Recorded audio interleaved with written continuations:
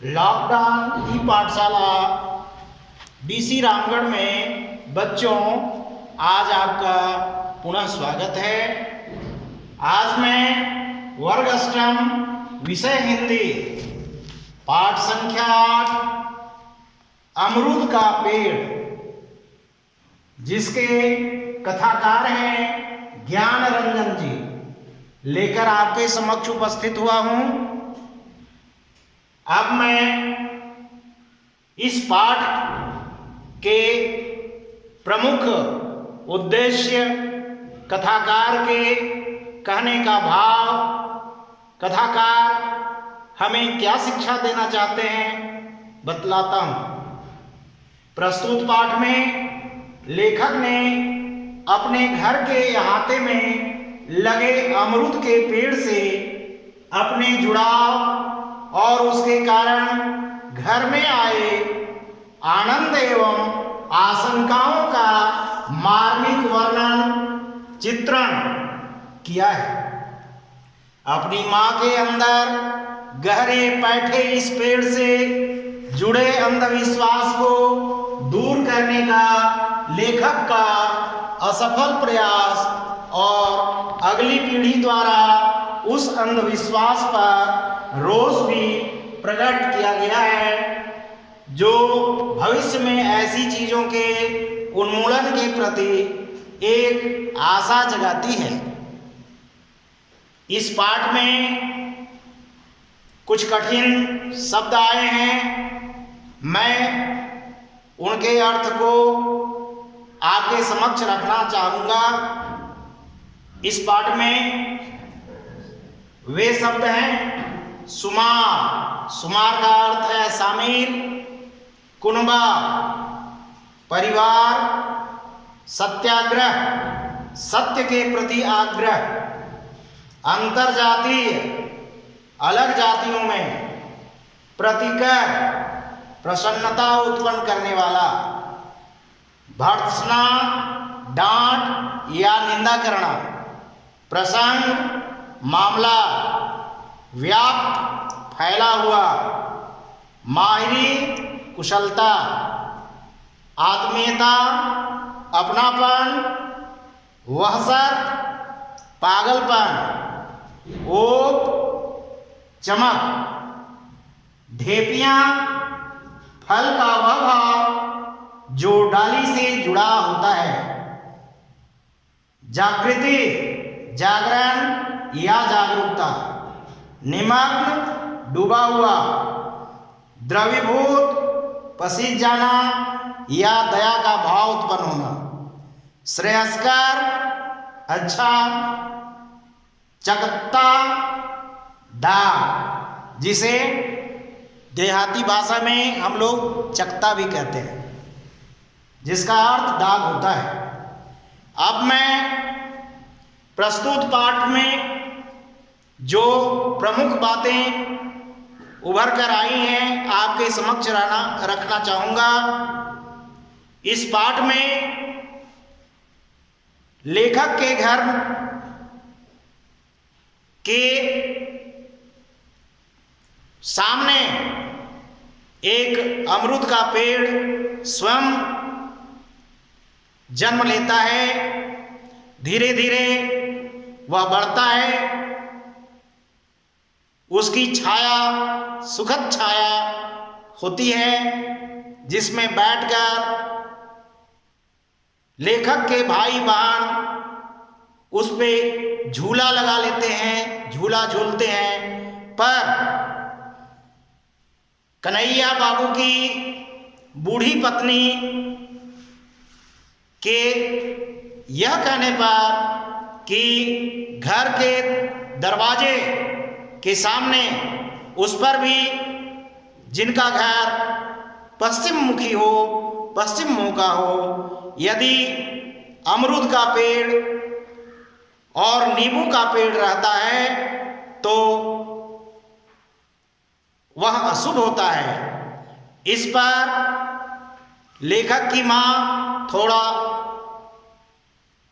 व्यग्र होती है, थोड़ी व्यग्रता उनमें आती है, चिंता होती है, पर लेखक का परिवार पढ़ा लिखा परिवार है, राजनीति में भी उनके परिवार के लोग हैं, सामाजिक गतिविधियों में भी बढ़ चढ़ करके हिस्सा लेने वाले हैं। उनकी मां स्वयं सत्याग्रही रही हैं, खुले विचार वाले हैं। इसीलिए लेखक को लगता है कि हमारे परिवार में, हमारे इस कुनबे पर इसका कोई असर नहीं होगा। परंतु समय बीतता जाता है, कुछ की नौकरी होती है, बाहर जाते हैं।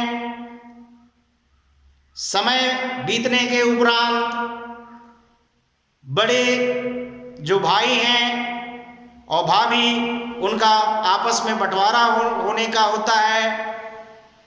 कुछ लोग बीमार होते हैं। सबका कारण माँ इसी अमरूद पेड़ को समझती हैं कि कन्हैया बाबू की पत्नी ठीक ही कही थी कि यह अमरूद का पेड़ जो हमारे घर के सामने फ्रंट में है, वही सब अशुभ करा रहा है।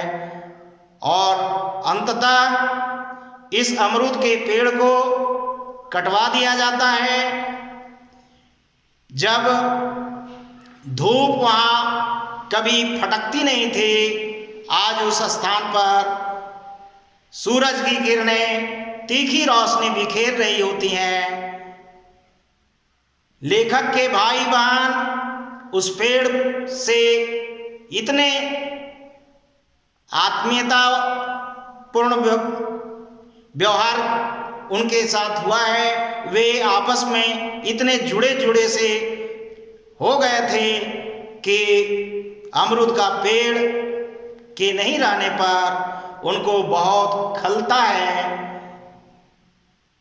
और अमरूद के पेड़ से जो जुड़ाव था अंधविश्वास के कारण, उससे जो आज अलगाव हुआ है, वह लेखक के मन को झकझोरता है।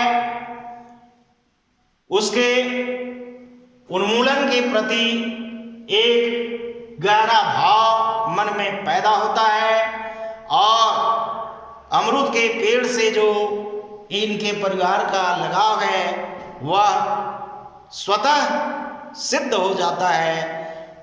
लेकिन अंधविश्वास किस तरह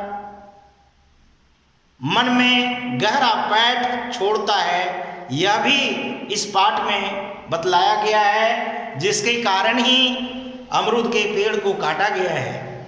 लेकिन आज जब अमरूद का पेड़ नहीं है, उसकी शीतल छाया लोगों को नहीं मिल रही है, वहाँ धूप का बोलबाला है, सूरज की किरणें गर्मी का एहसास करा रही हैं, तब लोगों को यह समझ आ रहा है कि अमरूद का पेड़ हमें कितना सुकून देता था, वह परिवार का अंग बन चुका था। आज नहीं होने से लगता है कि परिवार का एक सदस्य अब हमारे पास नहीं है, हमसे बिछुड़ सा गया है। ऐसे ऐसे ख्यालात मन में आते हैं, आत्मीयता झलकती है। लेकिन अब कहा गया है कि अब पछतावे होत क्या जब चिड़िया चुग गए खेत। अब तो अमरूद का पेड़ काट दिया गया है।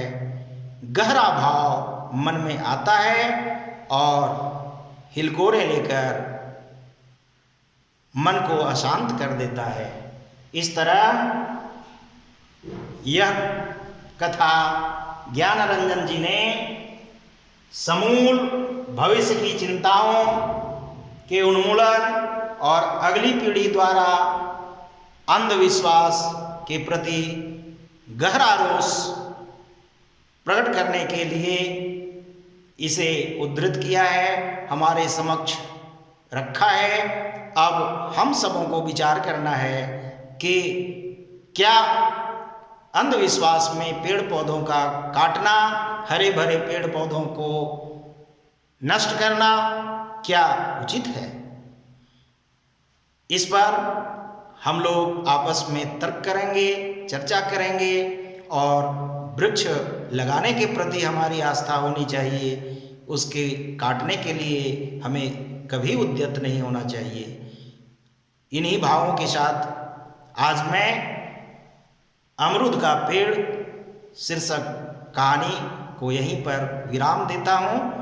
अगले वीडियो में आपको मैं और कुछ भी इसके जो भाव हैं समझाऊंगा और प्रश्न के उत्तर बताऊंगा। धन्यवाद।